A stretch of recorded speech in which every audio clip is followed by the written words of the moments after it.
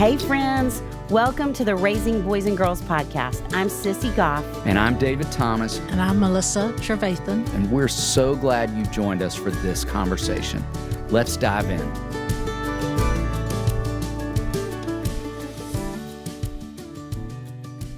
I mean, we love you both so much. We trust your voices so much. We think the world of you. It is so fun to introduce you to our podcast people. It's just a blast for us, and we cannot wait to hear your thoughts. And we'd love to start with, actually, I'm going to throw you a curveball because you didn't know I was going to ask this. Okay. Great. Will y'all say, just because I was thinking that you took really different paths to counseling. And there are a lot of listeners whose kids are thinking about being a counselor. We know so many moms who are going back to grad school. Will you just each talk about where you went to grad school, the program you chose, and will you talk about the population you feel like you're serving the most these days at Daystar? Yes. Yeah. I'll go first. Yes. So I have known since I was probably 10 that I wanted to be a counselor because of my own experience at Daystar. Oh, Allye, I don't know that I really would have put 10 together. Yes. Wow. So it's so fun when those parents or the parents of the kids come in and say, my kid wants to be a counselor. And I'm like, yeah, well, they very well could be because that's how I was at that age. So I went to undergrad at Samford and then just went out and got a normal job and realized very quickly that that was not for me because I was way more interested in striking up conversations with people and asking about their lives and not getting any administrative work done. And so it took about 2 years of me realizing I need to go back to grad school and go ahead and get my counseling degree. So I went to Lipscomb and I'm a marriage and family therapist and mostly fortunately get to work with all different age groups, but probably mostly middle school and high schoolers, all girls. And I work a lot with anxiety, as I'm sure many of our counselors have responded. Yes. But also really enjoy working with parents. I really enjoy working. I'm one of 4, so I love talking to kids about sibling dynamics.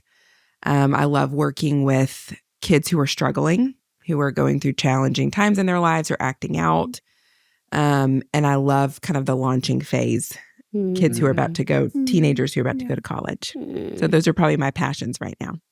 And Allye, since you already said that you were at Daystar. Yes. I can say we met you when you were probably like 8 or 9. 8 or 9. Yeah. That's what I was thinking. Yes. And I'm 33 now, so that was a long time ago. That was a long time ago. And it is such a privilege. You know we feel this way, but it is such a privilege to get to be a part of your life all these years. Thank you so much. And my first really significant memory of you, you know this, but it was at Hopetown, sitting in the front row during worship, and you were 8 or 9 and just weeping during songs. And you were always right there, right next to me, I feel like. And it is so sweet and rich to see that you have carried that same part and that tenderness into being a therapist, and that you are as strong in such a beautiful, lovely way. All those things have come together and just are such a gift. Well, Daystar is an incredibly massive part of my life and my career and my passion, and has always been. I've never strayed too far away from this place and probably never will. So thanks for saying that. Well, very true. Yeah. Thank you.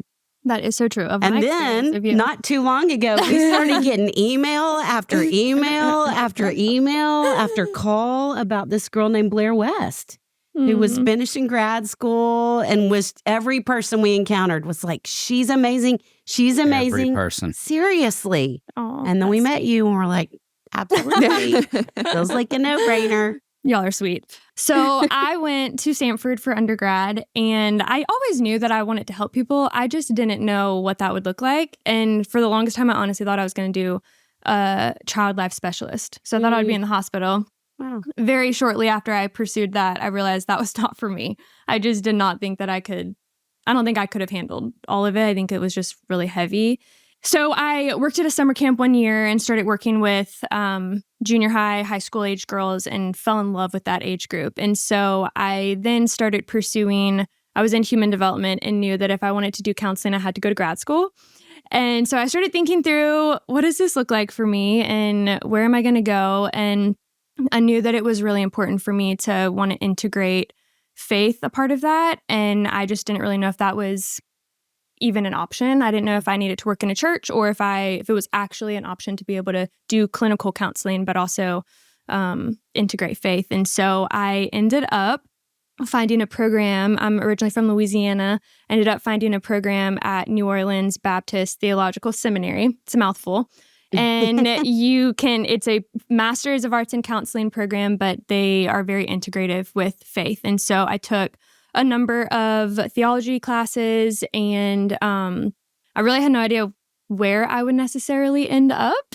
But I always heard about Daystar, and all throughout college, everyone told me about Daystar, and my husband's in the music industry, and so we kind of knew there's probably a chance in this world that we will end up in Nashville. And so I just started speaking it into existence of like, if we move to Nashville, I'm working at Daystar. I want to work at Daystar because I just think it's so beautiful the way that we can, like, we are counselors, we are licensed counselors, but the way that that this whole ministry is founded on, it's founded on truth, and it's founded on the ministry side. And we're not pushing it down our clients' throats, but it's an option and it's available. And when our clients want to integrate that, we can do that in a really clinical and ethical way, which I think is really beautiful.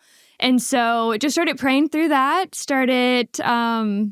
we ended up moving here, and immediately I'm like, I'm not emailing any place until I get just denied from Daystar. Yeah. That is my option. And so I started emailing, and I don't know if I've ever told you this. This is a little off topic, but I emailed this David Thomas, and I sent him my resume, sent him the email that I sent you, and I get this immediate response. Blair, thank you so much for this email. Your resume looks great, but I'm afraid that I'm not the right David Thomas. I'm in the UK. And I was like, wow. How did that get? God, am I supposed to go to the UK? Okay. Well, and he said, but where you're planning to work sounds amazing. Aww, I was like, it is, but let me find the right David Thomas. So glad the other one's an encouragement. Yeah, I know. I'm like, well, at least he was kind and let me know. So yeah, and then I emailed, and you were so kind, and immediately getting an interview set up with you. And from the moment that I stepped into this office, I knew this is such an answered prayer for where the Lord has led me all throughout my life. And still to this day, it's so humbling that I got to do the program. I got to be a part of the program that I was, and now I get to do the work that I get to do at the place I get to do it. And so that's a little bit of my story.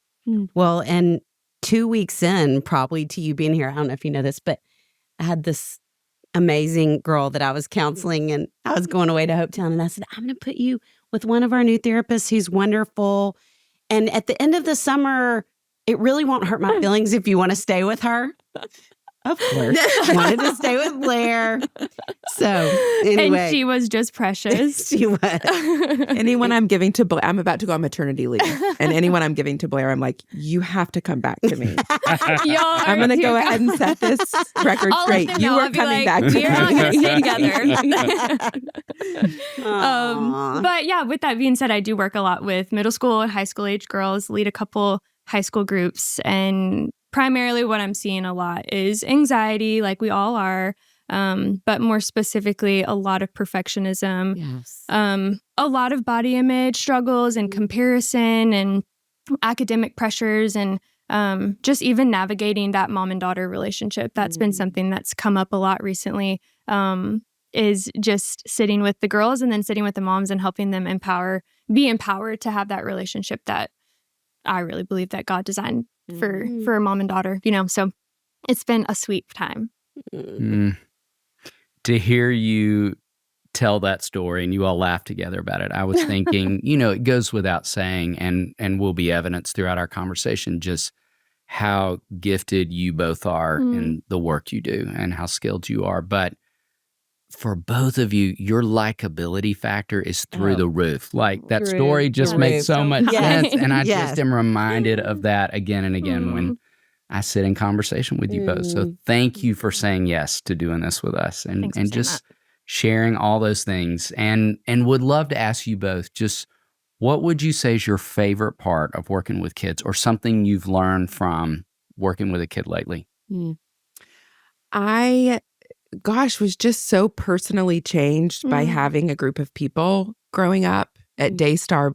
obviously, at church, in my family, where I felt delighted in. And that's something y'all talk about a lot. That's something that's just a huge part of working at Daystar. Yeah.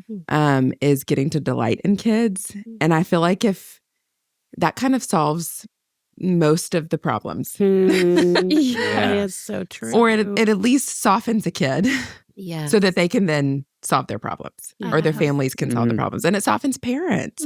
So it's not only delighting in kids, it's delighting in parents and helping them feel like they have a teammate. But just the amount of kids, even my own family members who have come here and look so forward to this time. And that most kids wouldn't really be eager to go to counseling. And they feel that the reason that they're so eager to come here is because it doesn't feel like counseling. It feels like they've got a group of people that are on their team, a counselor that loves them and cares for them. And the families feel the same way. And so I think that's just transformative and it's life-changing. And a lot of kids don't have that. And so my very favorite part of this work is getting to do that. Yeah, I love that. I think for me, when I think back to myself in high school, that was probably one of the most pivotal times in my life because one, it's one of the most pivotal times of development, if not the most pivotal time of development. But I remember very vividly my junior year of high school realizing I have the ability to change where I'm headed, and I have the ability to help myself and learn and grow and really decide who I want to be and figure out where I want to go and how to get there. And if it wasn't for the people around me who were helping me get to that place, I don't think that I would be who I am today. And so I think for me, when I sit across from a lot of my high schoolers, but even middle schoolers, just because they're at that point where they're starting to individuate from their parent, differentiate from their parents and become who they want to be. I think it's so fun and so empowering when I get to see the light bulb go off for them at this age of when they come back in between sessions and they say, okay, Blair, I was like thinking about what we talked about last time and I realized this, and this that I do. And, and it's like they're making all of these connections of, oh, and I can do this differently, or I can move through this and I'm capable and I'm competent and really helping them defeat all of those lies that are constantly spiraling in their mind that I think were spiraling in my mind up until that point of saying like, no, I'm made for more than how culture and society is navigating me to end up like. And so to be able to sit with them and watch that light bulb go off, it's really rewarding and humbling to be a part of and walk alongside them in that. I met with a couple this week and their daughter is very oppositional. And they were saying, we're just concerned about her character. And I said, I don't even think you're getting her character at home because I think everything is about reacting with the two of you. She's not making any choices about who she wants to be because her only choice is to choose what's opposite. And you're right. I think that's such a beautiful part of therapy. Yeah. They don't feel like they have to react because like we talk about all the time, we're a new voice. And so we can not only do we get a sense of more of who they are, but we get to help that light bulb go off and them move from reacting to choosing and acting and being who they want to be. So I love that. And we get to remind parents of that. Yes. Which like is so it fun. can feel so scary to be in that dynamic with your kid. I mean, I would imagine, but to be able to say like, we're seeing this really amazing side of them and it's in there. It may not feel like it. Yeah. They're not losing their minds. Like many parents come in and say, is my kid losing her mind? Is something going really wrong here? And I'm like, no, it's the dynamic and it will change. Yes. Hold on. Hold on. That's good. That might be the title of this episode. Hold on. Wait. Yes. Right. So as y'all know, we are talking about in this part of in this series, Are My Kids on Track? And the emotional, social, and spiritual milestones we want all kids to reach. And specifically right now about emotional milestones. And we talk about the milestones like muscles that we want kids to be stretching and growing and building. And I would be curious what you all would say is a weaker muscle right now that you're seeing with kids. I would love to answer this. So this just happened yesterday, which was so fun because I was preparing for the podcast yesterday morning and then I had this session. I was with this brilliant little girl. Like, she's truly brilliant. She's in the gifted program, 99th percentile intelligence, as brilliant as they come. And we're playing hangman or 20 questions where each of us thinks of a totally random thing. And then we have to ask questions to figure out what the thing is with very little context. Mm-hmm. So she and I started this game, and you would think that she would, in a couple of questions, be able to figure out read my mind and think about exactly what it was that I was thinking of. And she got deflated so quickly. Mm. She kept saying, can you just tell me? Can you just tell me? I don't like this game. After about 3 questions. Wow. And I said, no, we're gonna figure this out together. You're brilliant. We know this. If there's anyone who can do this, it's you. Mm. But she was not happy. She did not enjoy the game. But then we talked about it. It brought up this really great conversation about resilience and resourcefulness. Mm. And how one thing that she said that just stuck with me. We talked about resilience and resourcefulness, and she looked at me in the eyes and said, I don't think I have those things. Wow. Wow. And I thought, oh my goodness, you truly think you don't have these capabilities. You feel like you have just missed the boat on these things. Yeah. Wow. And I got to say, well, we kind of talk about them like they're muscles. And some, my muscles are weaker in some areas of my body and stronger in other areas. And I can work those muscles and get stronger and build these qualities. That doesn't mean I don't have them. Mm. It just may mean that they're a little weaker. Mm. And so it just brought up this amazing, now she was still pretty mad at me when she left the session. She figured it out. Good. She was not happy to figure it out. I was like, aren't you so proud of yourself? And she was like, no.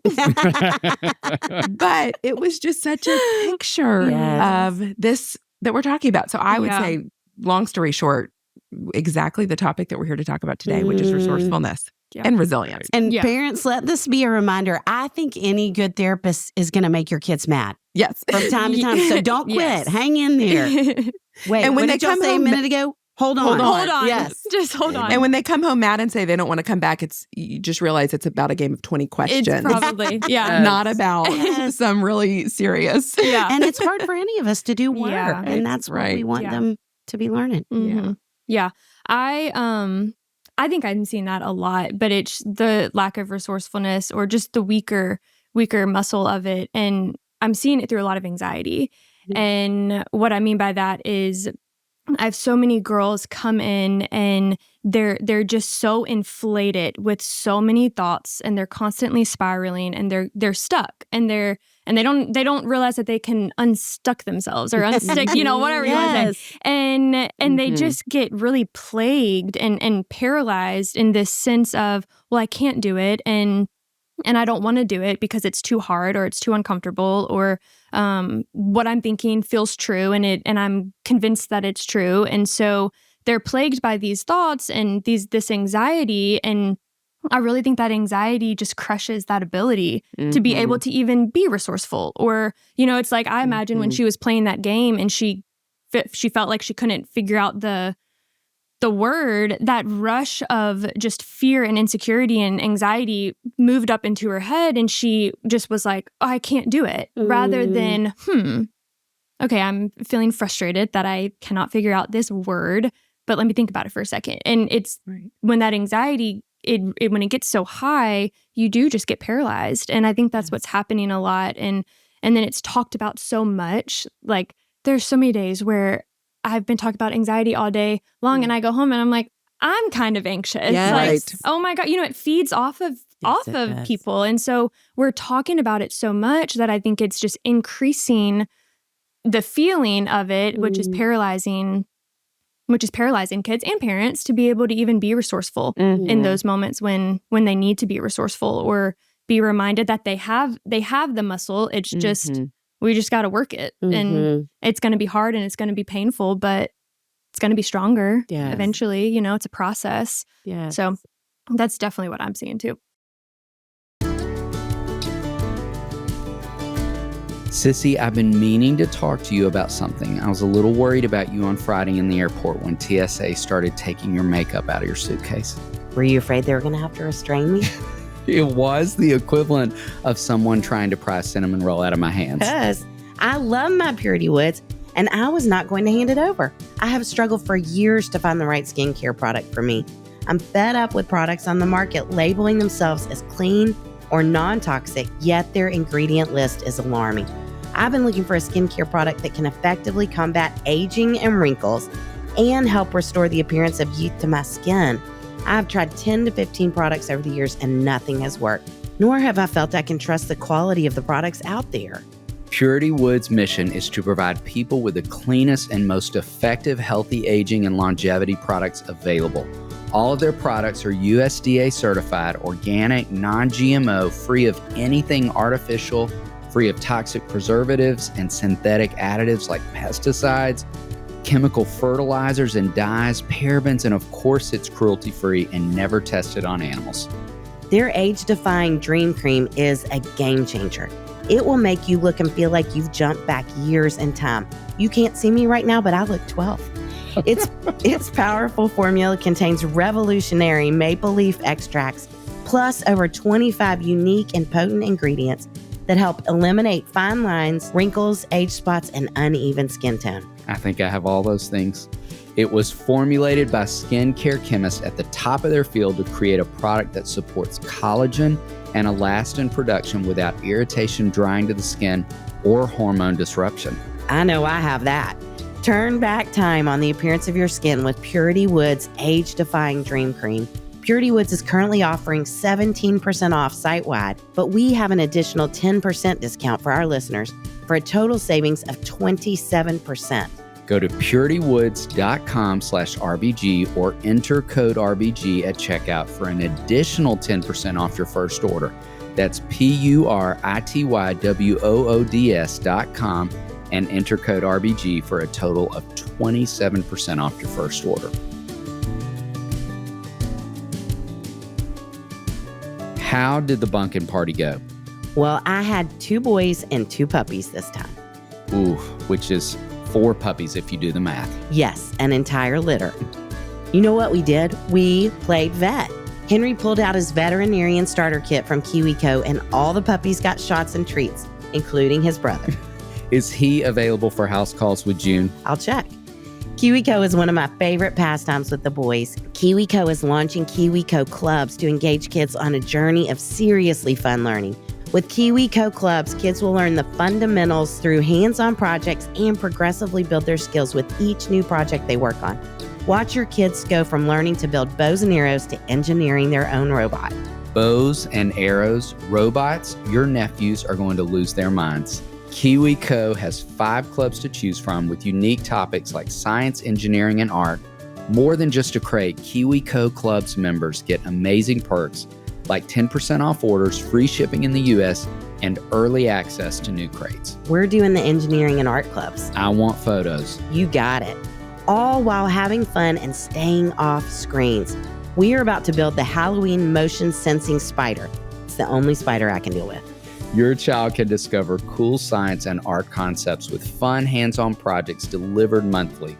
Seriously fun projects that are built to last. KiwiCo does the legwork for you, so you can spend quality time tackling projects together. There's no commitment, so you can pause or cancel anytime.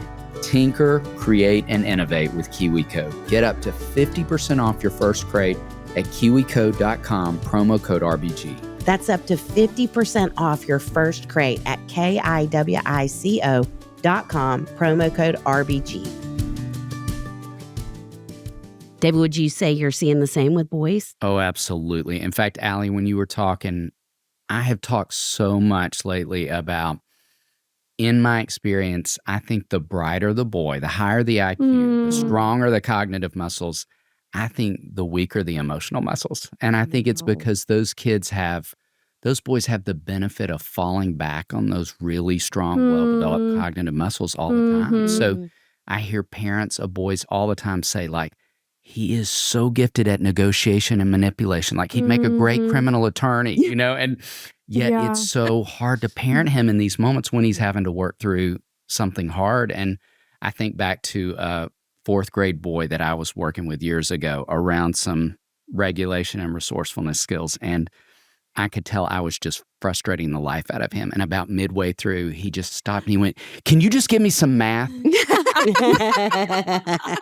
And I thought, that's it right there. Like, if I just slid a really hard math worksheet in front of you right now, you could knock it out of the park. Like, just with your eyes closed, one hand tied behind your back. But it's like building these skills is so hard. And it's that same response of, I just want to quit. And I'm frustrated. And I think, to the great reminder you gave parents, the temptation is to problem solve for them in those moments, or move toward that escape and avoidance you talk so much about with anxiety. And I love we're having this conversation about moving in a different direction. I know. So even building on that, what would the two of you say is one practice you think strengthens the muscles of emotional development? I think for me, this is going to sound really simple, but I really do believe that we need to move back to simple practices, because we overcomplicate everything, and there's so much complexity around development or around like understanding ourselves and people. And one thing that I do in my office and that I really believe can be done outside of my office is practicing gratitude. And the reason that I say that is because we know that gratitude is essentially the antidote to anxiety. It's gonna decrease that sense of helplessness or the hopelessness, and it's gonna increase this sense of perspective and empowerment and confidence, because we're looking outward. We're looking out of ourselves. And when we can look out of ourselves by using what's in us, we can use that gift of resourcefulness, the skill of resourcefulness, and even emotional development begins to develop, because we're not just getting stuck in that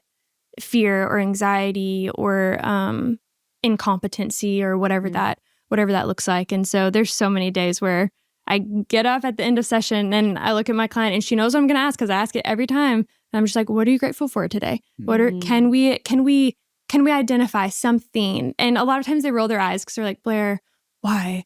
And I think because it's so easy to go into that negative, the negative, and sit you end in every there. Session that way? Oh, pretty much. Blair, yeah, that's unless awesome. I forget. I didn't know Sometimes that. we'll be in the middle of a conversation, but it's kind of like my cue of like, we're ending session and what are you grateful for? And I think because it forces you to sit and think a little bit longer. Yes. Like you have to think about what you're grateful for. But if you ask, what are you stressed about or what are you overwhelmed by, people can name off 12 things in 2 seconds. Yes. And so I just think we need to like ask it at the dinner table, ask it when you're driving, ask it before you go to bed. Like let that be the last thing that they're spiraling about, per se, of what are you grateful for? And let that create some space for perspective to grow, and then also that confidence to increase so that they can actually use that muscle of resourcefulness. So I think something that can help build emotional muscle.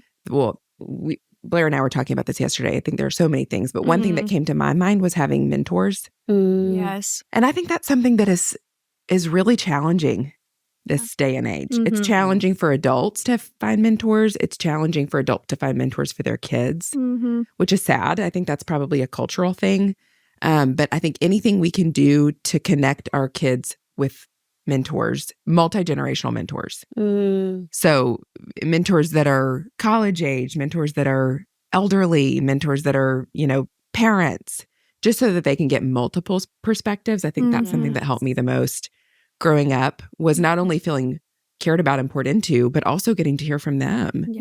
And, anytime I sit down with my granddad and I'm sure all of us can relate to this with our grandparents. It's like he lived in a different world. And it just, every time I leave thinking, wow, I can really learn a lot from starting to work at a grocery store bagging groceries at the age of 10 to make a quarter to buy his, snack before baseball practice. So it just, I think just helping your kids establish those mentorships. And again, I have a lot of compassion for parents because it's really hard. But even in their own family, telling them to go and hang with their grandparents for a little bit, calling up their grandparents and saying, "Hey, could you invite Sally over for lunch and y'all just chat?" And really encouraging your kids to ask uncomfortable questions I and be love that. curious and Yes. ask about their lives and learn from them. Even helping them come up with questions. Right. Because Right. often grandparents are not going to probably talk about themselves. They're going to be asking the Yes. kids questions. So I love that idea. so good. Yes. Yes. Yeah. So that's kind of what I was thinking. Allye, I love that you shared that because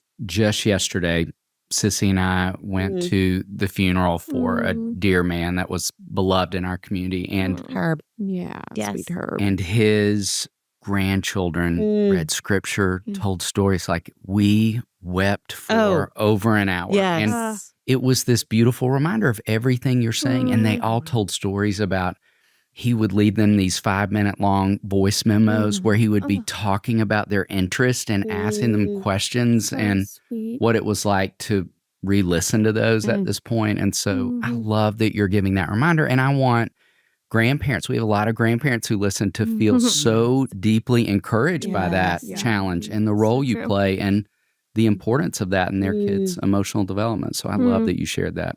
Yeah. Yeah. That's good. Me too. Well, thinking specifically about resourcefulness, would y'all give a definition of resourcefulness? And will you talk about a practice you're doing in your office to help kids develop that? So the definition that I thought of was having something you want or need and having to create it for yourself. Ooh, that's so, So good. good. I love that. So having a want or a So need, good. resourcefulness comes Yeah. from having a want or a need. Yeah. So I need to pay my bills, so I'm going to go and get a job. Or even on a kid's level, I want a new video game, and so I'm going to have to figure out how to get it. And so I think kids need to kind of foster that. Kids need boredom. There's a lot of research coming out. I can't remember where it was from, but that the research is showing that kids need twice as much unstructured time as structured time. Wow. And I'm thinking, I don't know of a single kid, including myself or a parent or adult, that has twice as much unstructured time as structured time. So that was really a wake-up call for me and my own family. But just thinking, we need boredom, we need time to have to problem solve, and for someone to not kind of jump in and rescue Meet all us. their needs and wants. Exactly. Yes. Exactly. So, and that can, depending on the age group, that can look like a lot of different things. Obviously, with older kids, there's going to be more responsibility. Yep. But in my office, I think the story I shared earlier of just sticking with my client when they were very resistant and feeling uncomfortable and feeling anxious and not wanting to do something that was hard for them. I think pushing them and challenging them in ways that are very appropriate. Yeah. And offering support. You know, we worked on it together. I said, we're going to do this together, but we're going to finish it. So I think that, you know, anytime I have the opportunity to do that in my office, I certainly try to. Yeah. When I think of resourcefulness, I immediately think of getting unstuck.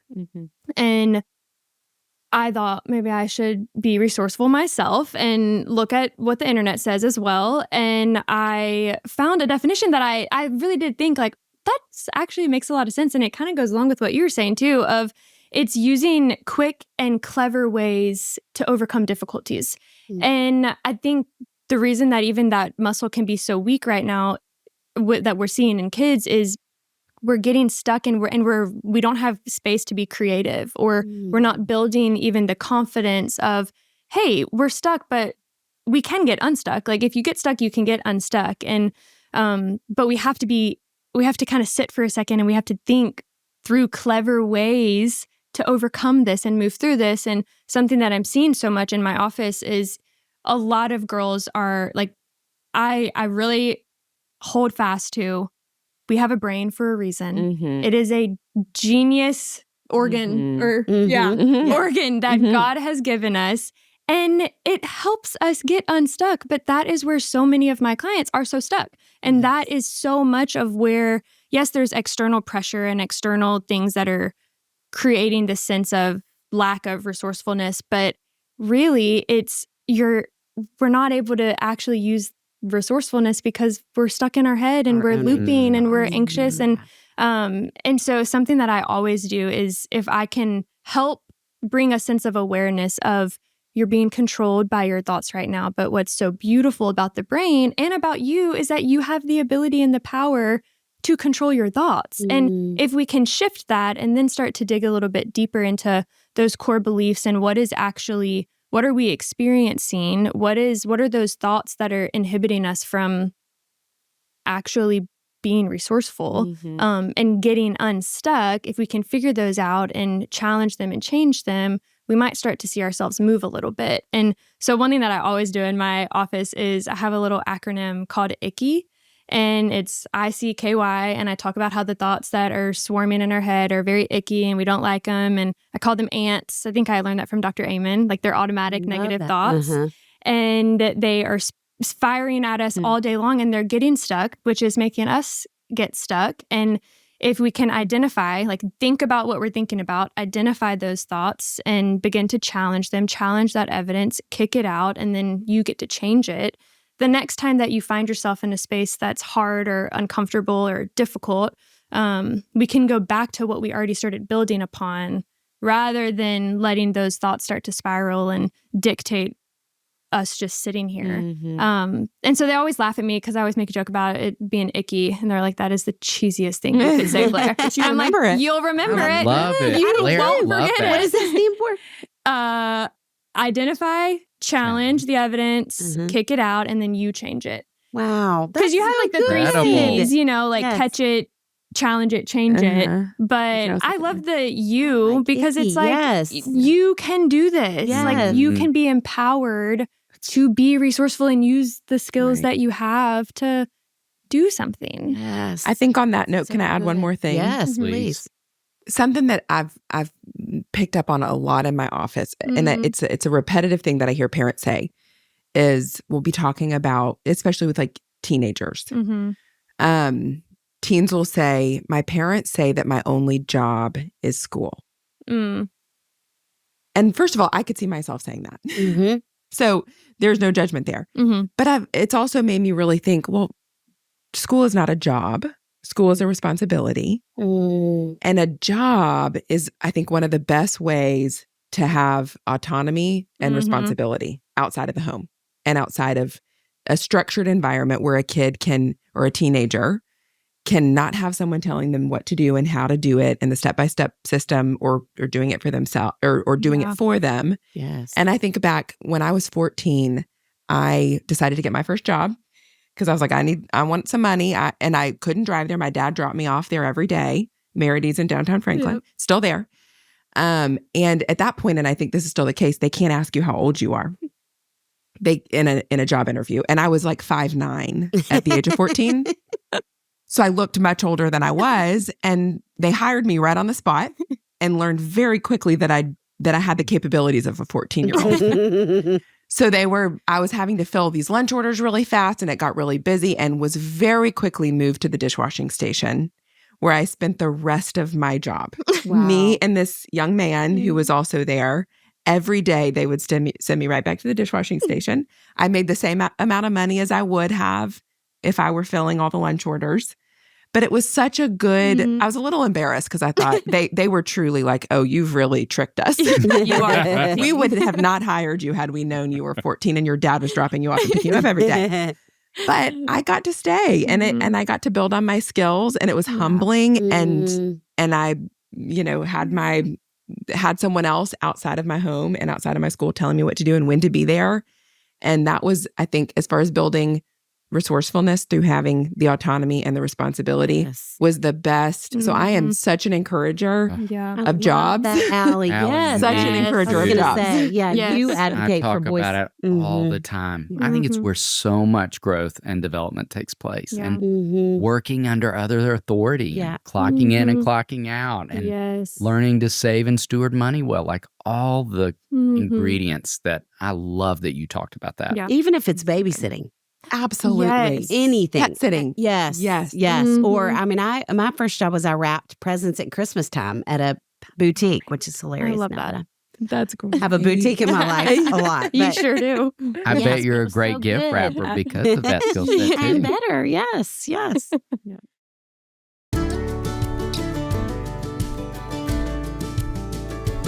It finally feels like fall in Nashville. I love this weather, and I'm taking more walks with Patches. June is learning to go on walks, but it's more of a sniff and stroll. I remember that stage. You know what else I love about fall? Hot beverages. I love putting honey in my hot tea this time of year. I add it to protein shakes, salad dressings, and so much more. And Monicora puts all other honey to shame. I love its richness, creaminess, complexity of flavor, health benefits, you name it. Connie adds it to her coffee first thing in the morning. Monicora honey is rich, creamy, and the most delicious honey you've ever had. It's ethically produced by Monicora's master beekeepers in the remote forest of New Zealand. Monicora honey contains powerful nutrients to support immunity and gut health. The bees collect the nectar from the Monica tea tree in New Zealand.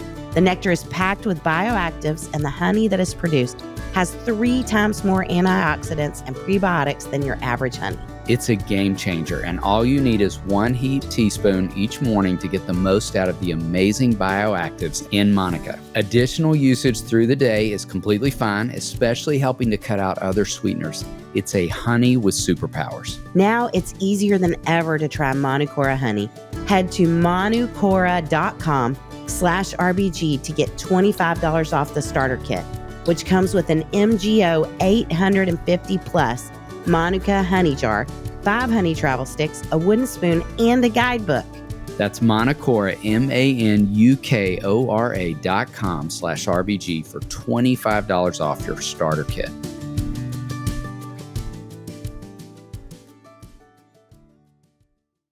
Okay, you two have already shared some great thoughts in this space, but any other thoughts in terms of what you see in your work that makes it hard for kids to develop resourcefulness or gets in the way?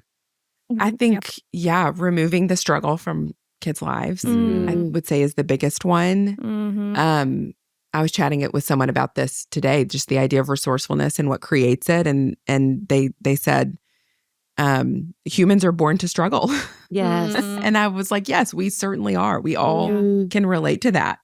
We're born to struggle all throughout our lives, and it's through the struggle that we learn skills. Yeah. And by parents removing the struggle from their kids' lives, they just delay the struggle and compound the struggle. The struggle doesn't go away. Yes, Allye, that's it just so good. adds and builds. Yes. And then it comes out sideways. Mm-hmm. It comes out in ways that are not healthy or not productive. And I have so much compassion because I have a 2-year-old and all I want to do is make his life easier.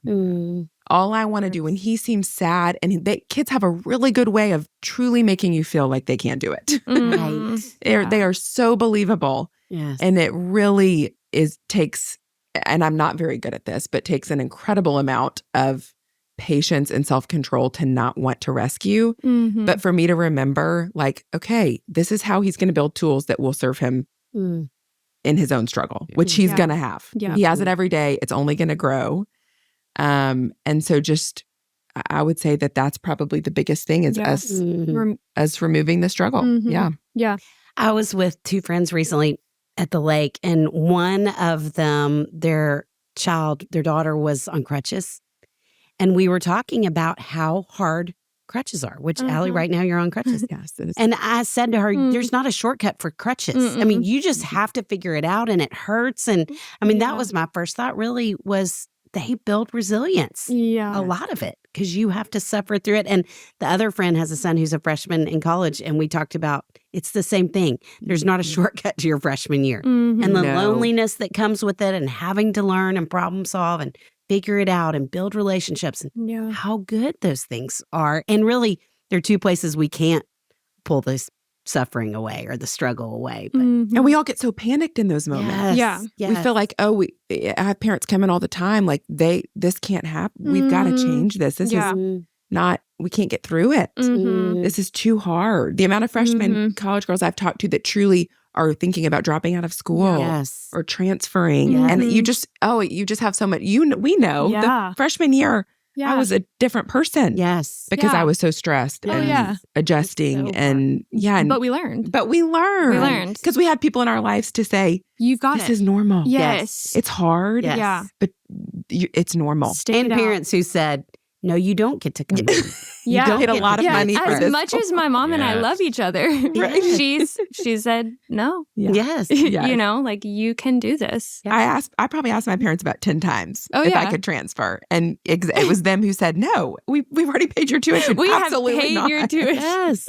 Yes, Yeah. that is good. I got my car towed freshman year more times than I will say out loud for not paying attention or running late. Yeah. And I will never forget the third time it happened. My dad saying, "That's unfortunate. Sounds like you haven't learned as much as would be helpful in this moment." I ate so many ramen noodles that semester because it was expensive to Right, get it pay for untowed. it. Absolutely.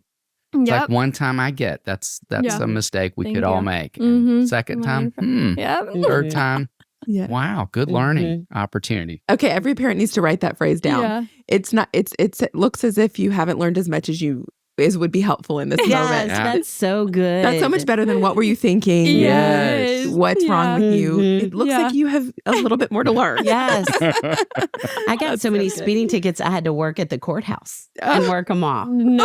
Did you? Sissy, that's so funny. And the hilarious thing is my best friend was working at the courthouse at the same time. Tammy, weren't we? We were just there together. That is so great.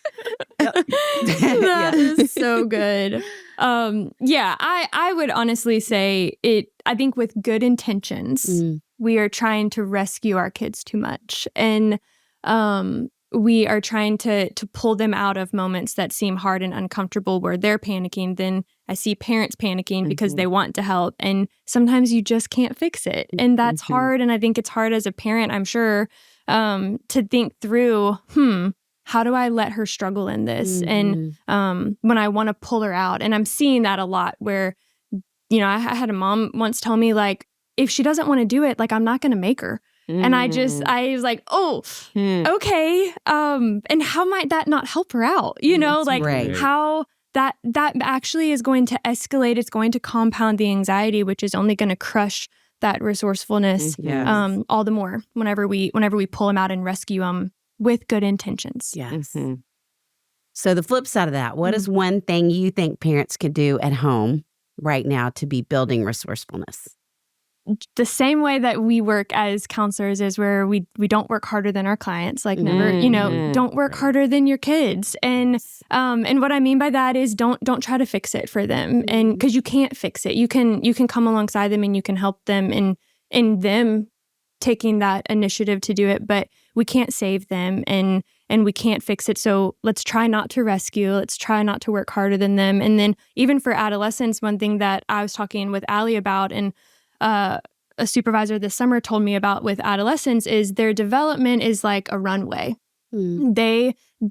At 14, they're not going to be capable of what they can do, what they may be able to do at 25. But we can place the right expectations based on where they are developmentally, but not too high. And I think what's happening a lot of times is those expectations are so high from society, culture, school, academic, even parental pressure without realizing it. And so if we can alleviate that, like, let's lower the expectation to right where they are on the runway. Yep. Like, if they haven't lifted off yet, let's not pretend that they can do what needs to be done when you lift off. Like, they can't, but they can do these skills and learn this so that when they get to that, they can actually be able to lift off. And so I think not rescuing and placing the right expectations. And that could look like having conversations and the way you communicate, the way you empathize with them and challenge them. And yes, to add on to that, I think kids need stability and guardrails. So good. Not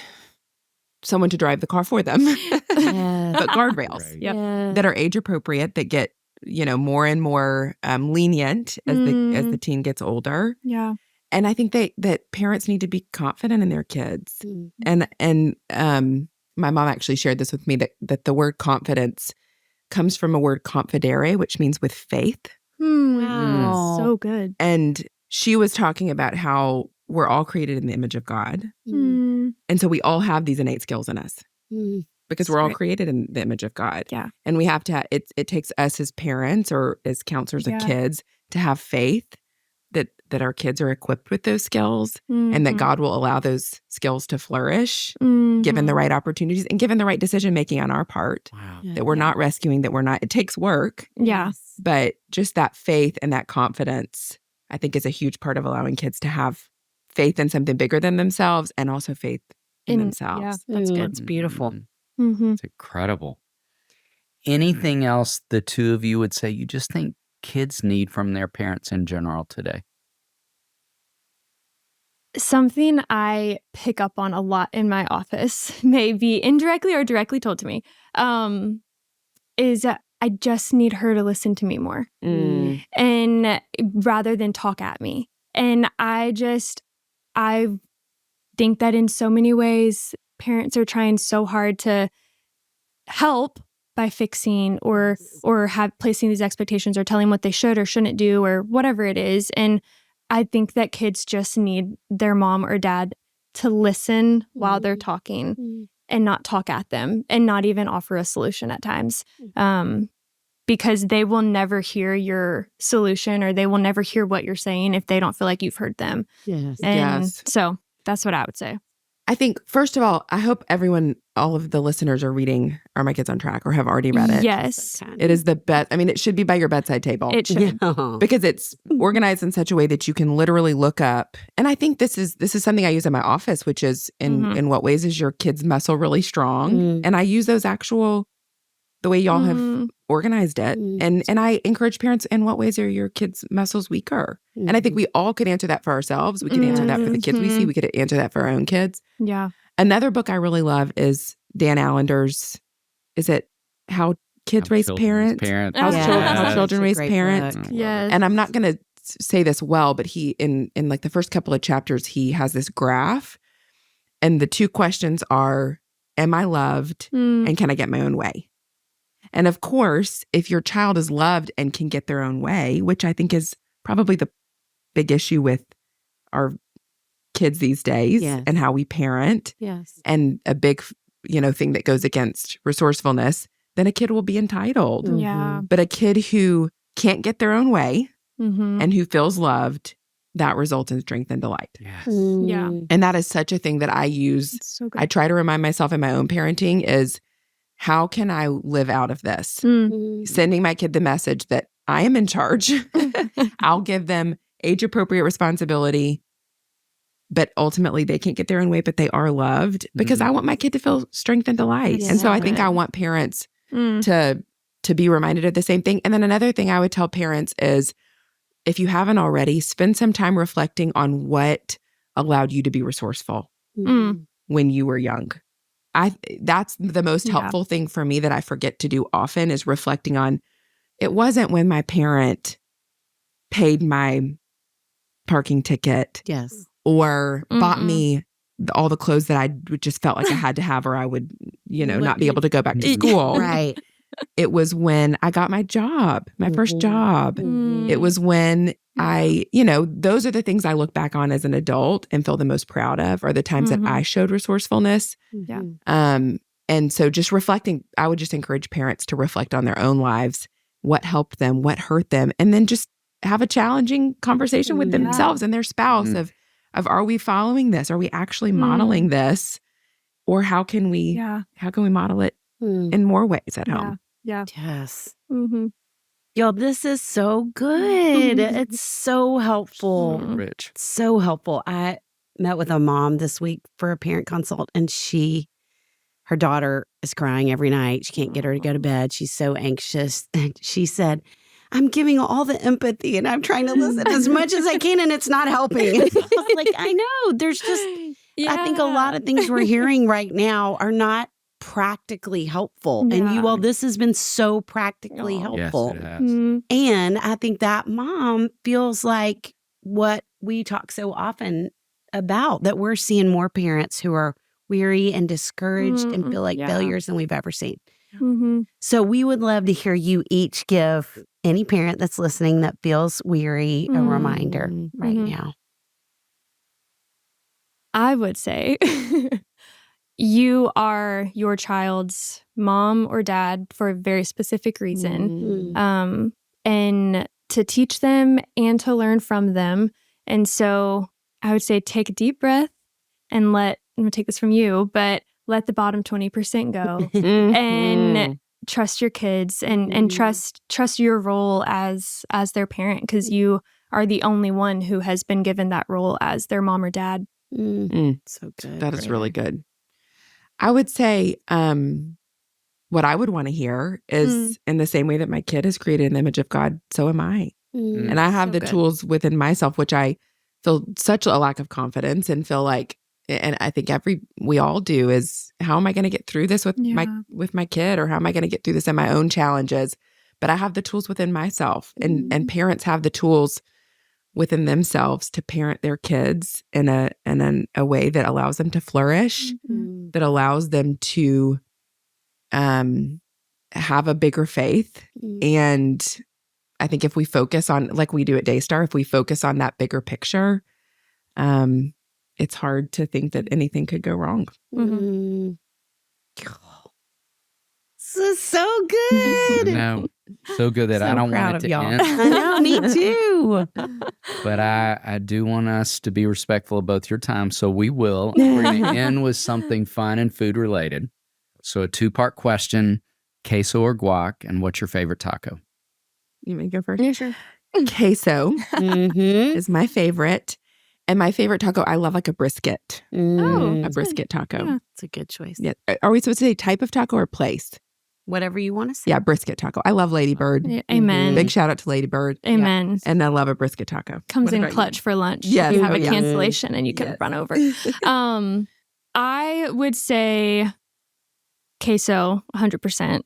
But I do like a mix. Like if I could, I know you didn't ask this, you asked for one, but when I mix it, it's really great. Yes. And I really was never a taco girl growing up. I only had quesadillas. I was that girl. I was that girl that just had a cheese quesadilla and then I upgraded to chicken. Yeah. And now if I do have a taco, it's a breakfast taco from Lady Bird. Yeah. So anytime I go to a Mexican restaurant, I'm getting quesadilla. I'm still a child. Oh, y'all, thank you. Thank you guys. This has been so too. fun. Y'all are so We're amazing. Grateful to learn from you guys. For We sure. love y'all. Yeah. David, what a team we have that we get to call friends who help make this podcast possible. Amanda Young, our operations manager. Chris Starrett, our engineer. Our management team at H Squared. And we are thrilled to be a part of the That Sounds Fun network. Our music was created by the insanely talented Dave Haywood of Lady A.